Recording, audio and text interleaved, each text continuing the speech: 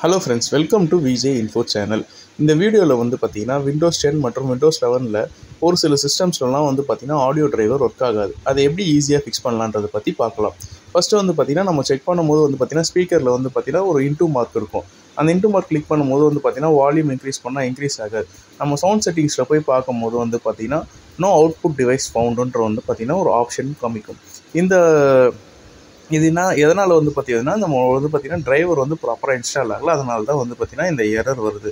So இந்த எரரை over come பண்ணுறதுக்கு வந்து பார்த்தீங்கன்னா ஃபஸ்ட்டு ரியல்டெக் எஸ்டி ஆடியோ டிரைவர்ன்றதை வந்து பார்த்தீங்கன்னா சாஃப்ட்வேரை டவுன்லோட் பண்ணிங்க. கூகுளில் சர்ச் பண்ணியும் டவுன்லோட் பண்ணிக்கலாம். அப்படி இல்லைனா வந்து பார்த்தீங்கன்னா டவுன்லோட் லிங்க் வந்து பார்த்தீங்கன்னா டிஸ்கிரிப்ஷனில் கொடுத்துருக்கேன். வேணுன்றவங்க டிஸ்கிரிப்ஷனில் இருக்க லிங்க்கை கிளிக் பண்ணி டவுன்லோட் பண்ணிங்க. டவுன்லோட் பண்ணதுக்கப்புறம் வந்து பார்த்தீங்கன்னா அது வின்சிப் ஃபைல் இருக்கும், அதை வந்து எக்ஸ்ட்ராக்ட் பண்ணிவிட்டு நீங்கள் வந்து பார்த்தீங்கன்னா நார்மலாக எப்பவுமே பண்ணுற மாதிரி இன்ஸ்டாலேஷன் பண்ணிங்கன்னா திஸ் சாஃப்ட்வேர் இஸ் நாட் கம்ஃபர்டபுள்னு வந்து பார்த்தீங்கன்னா ஒரு எரர் மெசேஜ் வரும். ஸோ அது மாதிரி பண்ணாமல் இன்னொரு மெத்தட் இருக்குது, மை பிசின்னு இருக்கும். அந்த மை பிசியை வந்து ரைட் கிளிக் பண்ணுங்கள்.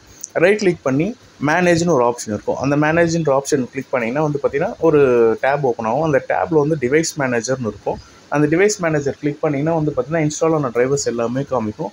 அதில் வந்து பார்த்தீங்கன்னா சவுண்ட்ஸ், ஹார்ட்வேர்ஸ் அண்ட் கேம்ஸ்னு இருக்கும், கண்ட்ரோலர்ஸ்னு இருக்கும்.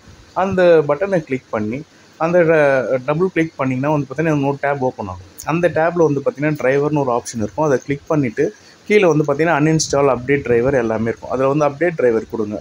அதில் வந்து பார்த்தீங்கன்னா 2 ஆப்ஷன்ஸ் காமிக்கும்.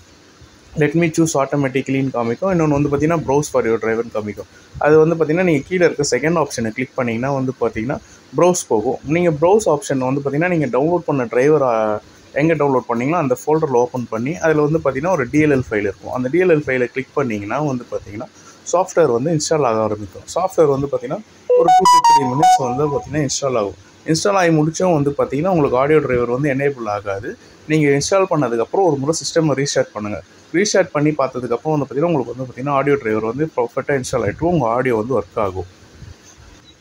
இந்த வீடியோ பிடிச்சிருந்தால் லைக் பண்ணுங்கள், ஷேர் பண்ணுங்கள்.